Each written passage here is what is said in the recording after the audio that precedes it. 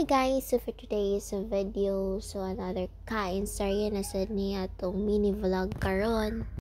Kay dili na ako magdigamo guys, kay ikapuyan ako. Unya gutom na sad sa mga to nasabutan sa among kauban nga mga nalami sa gawas. So dito kami karon sa Alturas Food Court. Sorry may magtambay, pero wala mi diri nagpalit sila mga pagkaon. So nasabutan na mga di mi mag-rice. Unya, ingon siya i-try na mo tong pizza niya sa Greenwich nga tag only 65 pesos na buy one take one. So lami siya guys, cheesy kaayo. Murag Hawaiian mantali to among na-order. Kay Maura man sad poy na-add to.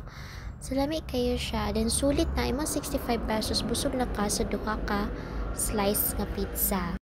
I-try good ninyo guys. Lami ito siya. Murag atbang mantali ni siya sa Jollibee or Chowking. Nara diyan ay tapad pud sa Mr. Donut og dili ko masayop nara nanay naninda nga bachi.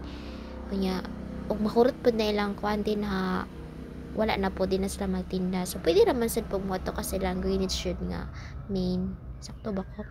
So, na dito, daghan masid kag mga kapilian. So, lami dyan yung mga pagkaon sa Greenwich. May lang pizza, lasagna. Ako man nanta kay gusto ko mag-lasagna niya kay marag ganang kon-kon siya price. Susunod na lang kay nagtipid pa taron. Sure, tipid.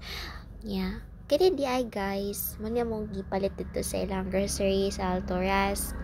Kaya nangitamig ice cream niya. Nakita naman yung creamline ice cream niya. Ang flavor is mango. Mango na siya ka ng mga crush grahams. Lami siya. Solid po. Dako-dako na po yan sudlanan guys. So, itry ko na ninyo creamline ice cream. So, more na dito guys. Thank you for watching. Bye-bye!